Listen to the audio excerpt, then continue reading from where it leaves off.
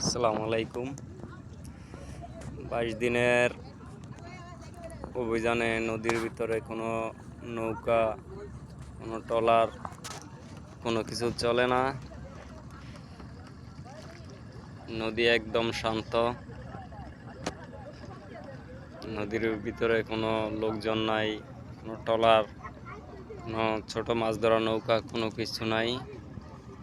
এবং কি জেলে ভাইদের সমস্যা, ওদের নাও ওই যে উপরে রাখা আছে।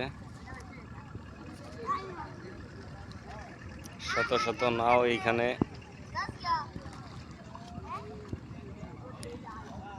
যে মানুষ আসছে বিকালবেলা অভিযানের মাছ দেখতো,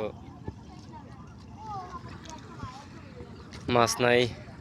এই যে আমাদের একটা জেলে ভাই বৈশা রয়েছে, নদীতে নামতে পারে না মাছ ধরার জন্য।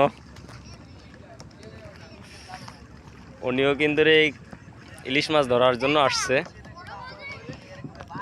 22 দিনের অভিযান তো, এই কারণে মাথায় হাত, নদীর ভিতরে নামতে পারে না। মনটা অনেক খারাপ ভাই। 22 দিন অভিযান দিছে, নদীতে জাল লিয়ে নামতে পারি না, দেখেন নৌকা লিয়ে বৈশা রয়েছি।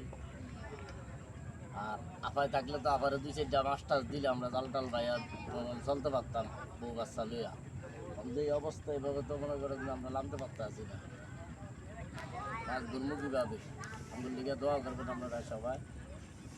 মাছ নাই, দেন নৌকা সব করে রয়েছে, দেন এগুলো দেখেন জাল নিয়ে ঘরে রেখে দিছি। নামতে পারলাম না, মাছ ধরতে পারবো। নদী একদম শান্ত, কোনো ট্রলার, মাছ ধরার নৌকা, কোনো কিছুই নেই ভাই।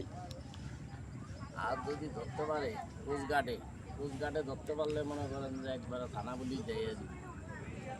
থানার গাড়ি পুলিশে নিব, পুলিশের গাড়ি থানায় দিব। সাবধান। তারপরে আমার জেলে ভাইয়ে করে আমি কই, আপনারা লাগবেন না, মাছ বড় হইতে দেন। এই মাছ আমরাই খামু, এটা আমাদেরই দেশের সম্পদ। বড় হইলে মাছ আমরাই খামু। আপনারা সবাই যে কয়দিন অভিযান থাকে কোনো রকম খিস খেয়া থাকে, খিস খেয়ে ডিস দেন। তারপরে মনে করেন যে মাছ আইলে অবশ্যই খেতে পারবেন আল্লাহ রহমত। আল্লাহ খাওয়াইলে আল্লাহ পাক আমাদের নিয়ামত দিচ্ছে।